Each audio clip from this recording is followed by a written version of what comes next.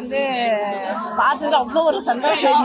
பார்த்ததுல அவ்வளோ சந்தோஷம். அவர் இன்னும் செய்வாரு. மக்களுக்காக தான் வந்திருக்காரு.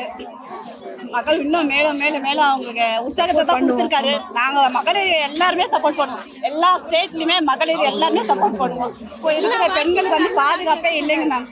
பெண்களுக்கு பாதுகாப்பே இல்லை. இங்கே வரையுமே எந்த ஆட்சியுமே இல்லை. ஆனால் நம்ம தளபதி வந்தாருன்னா கண்டிப்பா பண்ணுவாரு.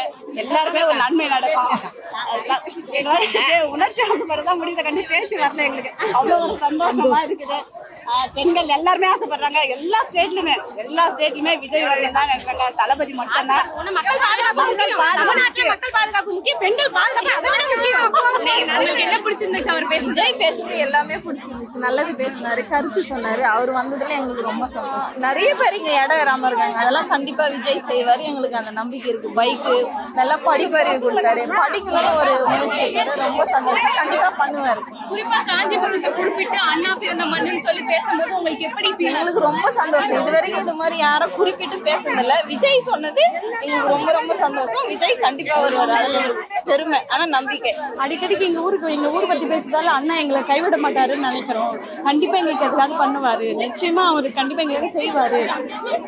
எங்க கிராமத்தை அவரு விட மாட்டாருன்னு நினைக்கிறேன். அவர் சொன்ன மாதிரி முதல்ல வந்து அவர் அரசியல் வந்து ஃபர்ஸ்ட் காலம் பார்த்தீங்கன்னா பறந்துரு தான்.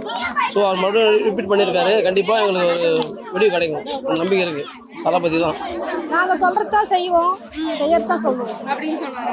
இப்படி பேசுறது எப்படி என்ஜாய் பண்ணீங்களா? நல்லா பேசுறதுல என்ன பிடிச்சிச்சு உங்களுக்கு? பேசுறதுல உங்களுக்கு என்ன பிடிச்சிச்சு? நாடு நல்லா இருக்கணும்னு பேசினேன்.